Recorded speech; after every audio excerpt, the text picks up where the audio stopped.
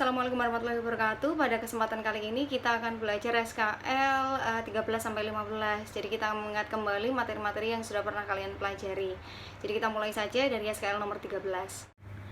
Untuk SKL 13, kita akan mencari nilai maksimum dari suatu fungsi objektif yang diketahui dan dari pertidaksamaan yang diketahui. Jadi nomor 13, nilai maksimum untuk fungsi objektif fx, y sama dengan 6x plus y yang memenuhi sistem pertidaksamaan 4x plus 2y kurang dari sama dengan 12, x plus 2y kurang dari sama dengan 8, dan x lebih dari sama dengan 0, y lebih dari sama dengan 0. Berarti kita harus mencari satu-satu. Kita gambarkan grafiknya, kemudian kita cari titik pojoknya. Berarti dari pertidaksamaan yang pertama, kita cari pertidaksamaan yang pertama di sini 4x plus 2y kurang dari sama dengan 12. Kita cari titik potong terhadap sumbu x dan sumbu y. Berarti x-nya kita ganti 0, y-nya kita ganti 0. Kalau x-nya kita ganti 0, berarti y-nya berapa? 12 dibagi 2 sama dengan 6. Kemudian kalau y-nya 0, berarti y-nya yang kita tutupi 12 dibagi 4 berapa? Nilainya adalah 3. Maka titik yang pertama adalah bacanya dari x ke y. Titik yang pertama adalah 0,6. Kemudian titik yang kedua adalah 3,0. Nah, kita bisa menggambarkan dulu. Kita gambarkan di sini. Kita gambarkan, ini anggap saja koordinatnya di sini. 0,6, 3,0. Nah, ini 0,6. 6-nya di sini. Ini 3,0. Kita cek di titik 0,0. 0 kurang dari sama dengan 12. Benar atau salah? Benar. Kalau benar, berarti 0 tidak boleh diarsir. Kita arsir yang salah. Nah, kita arsir yang bagian luar. Kemudian dari pertidaksamaan yang kedua, kita dapatkan x plus 2y kurang dari sama dengan 8. Kita cari titik potong terhadap sumbu x dan sumbu y. Sama, x-nya kita ganti 0, y-nya kita ganti 0. Kalau x-nya kita ganti 0, y-nya berapa? 8 dibagi 2, 4. Kemudian kalau y-nya 0, y-nya yang ditutupi. X-nya sama dengan 8. Jadi titik yang kedua adalah 0,4 dan 8,0. 0,4 berarti kan letaknya akan di bawah 6. 0,4 dan 8,0 di sini. 0,4 dan 8,0. Berarti di sini 8, di sini 4. Kemudian kita cek di titik 0,0. 0 kurang, kan ini 0, ini 0. Berarti 0 kurang dari sama dengan 8. Benar atau salah? Benar. Kalau benar, 0 tidak boleh diarsir. 0 letaknya di sini, garisnya di sini. Berarti kita arsir ke atas. Arsir daerah yang salah. Kemudian pertidaksamaan yang ketiga, x lebih dari sama dengan 0. Berarti kita arsir yang kiri. Kemudian y lebih dari sama dengan 0, kita arsir yang bawah, sehingga kita dapatkan ada berapa titik pojok. Ini ada titik pojok yang pertama, 1. Kemudian ini titik pojok yang kedua, ini titik pojok yang ketiga, dan titik pojok yang keempat. Nah, ini kan sudah diketahui titik pojok pertama 0,0, titik pojok yang kedua ini berapa tadi? Ini adalah 3,0. Kemudian ini 0,4. Nah, ini ada titik potong yang belum diketahui. Jadi kita bisa mencari nilai titik potong dari kedua garis ini dengan mengeliminasi dari dua pertidaksamaan. Nah, kita ingat kembali mengeliminasi dari dua pertidaksamaan. 4x plus 2y sama dengan 12, x plus 2y sama dengan 8. Karena 2y sudah sama, berarti tidak perlu kita kalikan. Tinggal karena tandanya sama, ingat ini tandanya sama, maka harus dikurangi. 4x dikurangi x, 3x. 2y dikurangi 2y kan habis, sama dengan 12 dikurangi 8, 4x sama dengan 4/3. Ketemu x 4/3, berarti kita bisa mencari nilai y dari salah satu persamaan. Kita substitusi, boleh ke persamaan 1, boleh ke persamaan 2. Nah, di sini saya substitusi ke persamaan ke-2. Berarti substitusi ke persamaan 2. X plus 2y sama dengan 8. Kita ganti x-nya jadi 4/3. 2y sama dengan, ini ya, x-nya pindah ruas, min x plus 8. 2y sama dengan min 4/3 plus 8. 2Y sama dengan berapa? 20/3. Ini kan disamakan penyebutnya, min 4/3 ditambah kan 24/3. Saya 2Y sama dengan 20/3. Y sama dengan 20/3 dibagi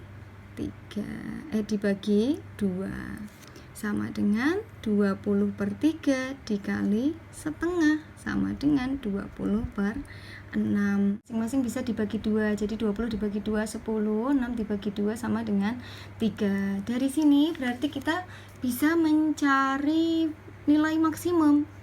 Nah, nilai maksimum berarti titik pojok sama fungsi objektifnya kita tuliskan. Fungsi objektif di soal adalah 6x plus y. Maka titik pojok yang pertama kita tuliskan 0,0. Titik pojok yang kedua tadi berapa? Titik pojok yang kedua berarti kita sambil lihat gambarnya. Titik pojok yang kedua berarti di sini 3,0. Nah, titik pojok yang ketiga berarti di sini 0,4. Kemudian tadi titik pojok yang terakhir adalah titik potong dari 2 garis. Kita temukan 4,3 dan 10/3.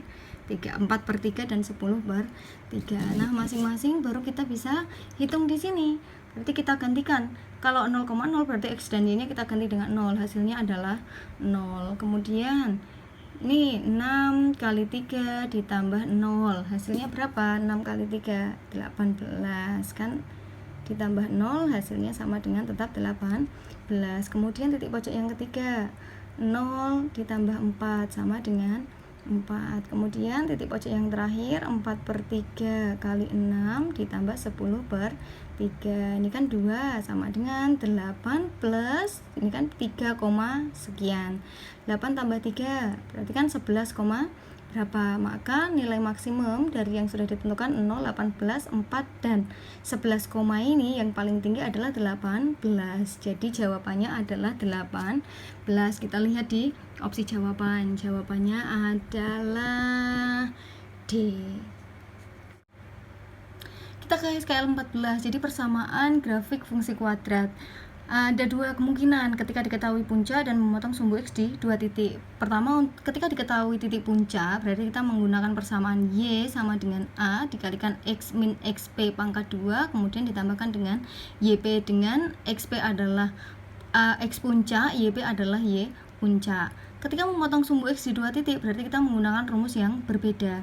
Y sama dengan A dikalikan X min X1 dikalikan X min X2. Kita lihat perbedaannya. Kalau dalam gambar jika diketahui titik puncak, jadi misalnya ini ada suatu koordinat. Nah, kalau di sini diketahui titik puncak, misalnya ini titik puncak. Berarti di sini misalnya 2, ini 3. Berarti diketahui titik puncaknya 2,3. Nah, untuk memotong sumbu x di 2 titik berarti kita perhatikan untuk sumbu x-nya.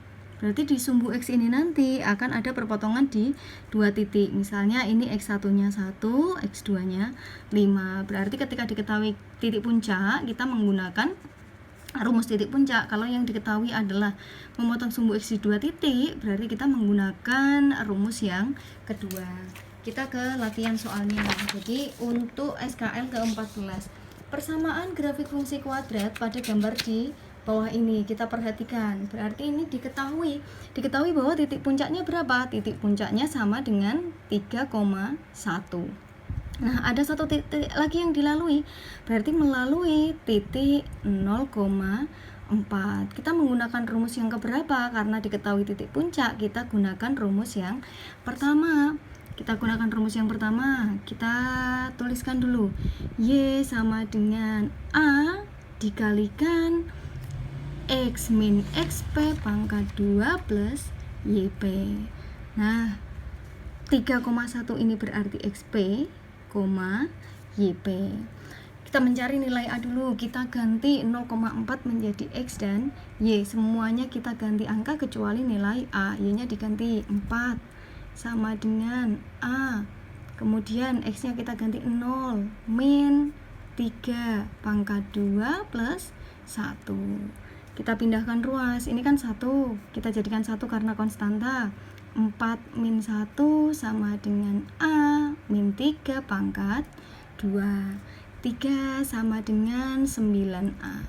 A sama dengan 3 per 9 atau A sama dengan 1 per 3. Nah, dari sini belum selesai, baru kita menemukan nilai dari A. Kemudian substitusi nilai A di rumus yang awal tadi. Y, karena A sama dengan 1 per 3, maka Y sama dengan A X min XP kuadrat plus YP. Kita ganti semua kecuali nilai X dan Y. A nya kita ganti 1 per 3. Kemudian X min XP nya diganti berapa? 3 pangkat 2 plus YP nya diganti 1 sama dengan 1 per 3. Kita kuadratkan dulu ini yang ada di dalam kurung menjadi X kuadrat min 6X plus 9 baru plus 1. Ini tidak boleh dijumlahkan dulu dengan 9, tapi 1 per 3 nya harus dikalikan ke tiap-tiap yang ada di dalam kurung. 1/3 X pangkat 3 min 2X plus 3 baru ditambahkan dengan 1, sehingga kita dapatkan 1/3 X pangkat 3 min 2X plus 4. Nah, dari sini kita sudah temukan jawabannya 1/3 X pangkat 3, 1/3 X maaf ini berarti pangkat 2 ya. 1/3 X pangkat 2 min 2X plus 4. Berarti jawabannya kita lihat di opsi jawaban, jawabannya adalah yang C. Untuk SKL 15 kita akan membahas barisan dan deret. Yang pertama, barisan dan deret aritmatika. Jadi untuk mencari suku ke N atau UN sama dengan A ditambah N-1 dikalikan dengan B. Dengan B adalah beda dan bisa dicari dari U2 dikurangi U1.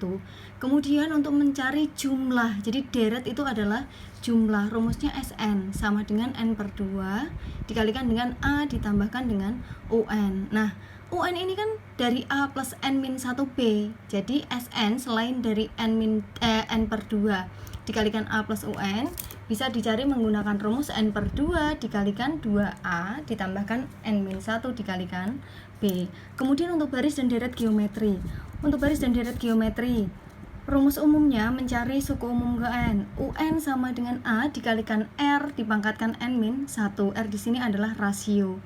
Rasio bisa dicari dari U2 dibagi U1. Kemudian mencari SN atau jumlah dari suatu barisan. Ada dua kemungkinan, ketika R-nya di antara 0 sampai 1. Berarti kita menggunakan rumus yang pertama, A dikalikan 1 dikurangi R pangkat N dibagi dengan 1 min R. Kemudian ketika R-nya lebih dari 1, kita menggunakan rumus yang satunya lagi, A dikalikan R pangkat N-1 dibagi R min 1. Ini hanya dibalik yang ada di dalam kurung. Untuk yang atas 1 min R pangkat N, kemudian untuk yang bawah R pangkat N min 1, bawahnya mengikuti. Kalau di sini yang depan 1 berarti ini 1. Kalau yang depan R berarti yang bawah juga R. Kemudian untuk deret geometri tak hingga, mencari S tak hingganya sama dengan A per 1 dikurangi R. Kita ke contoh soalnya. Contoh soal pada SKL ke 15. Suatu barisan aritmatika suku keduanya min 10 dan suku ketujuhnya 45. Yang ditanyakan adalah suku ke-15 dari barisan tersebut adalah, kita cari masing-masing. Pertama kan yang diketahui suku kedua, berarti berapa? U2 sama dengan negatif 10. U2 kita bisa jabarkan menjadi A plus B sama dengan min 10.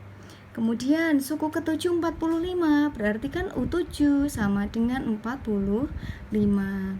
U7 bisa dijabarkan A plus 6B sama dengan 45. Perhatikan polanya. Kalau yang diketahui adalah 7, berarti B-nya berkurang 1 jadi 6. A-nya akan tetap A. Kemudian kalau U2 berarti kan A-nya 2. berarti B-nya akan berkurang 1. 2 dikurangi 1, 1B. Maka dituliskan B saja.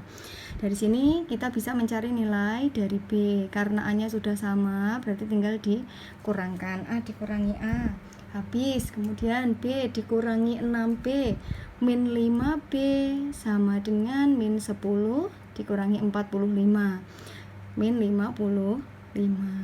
Nah, B sama dengan min 55 dibagi min 5. B-nya sama dengan 11. B sama dengan 11, kita bisa mencari nilai A dengan mensubstitusi ke salah satu persamaan. Boleh persamaan yang awal, boleh persamaan yang kedua. Kita pakai persamaan yang pertama. A plus B sama dengan negatif 10. B-nya kita ganti 11. A plus 11 sama dengan min 10. A sama dengan min 10. 11-nya pindah ruas, min 11. Berarti dari positif kita pindahkan jadi negatif, sehingga A-nya bisa ketemu negatif 21. Sekarang yang ditanyakan, suku ke-15 dari barisan tersebut adalah suku ke-15.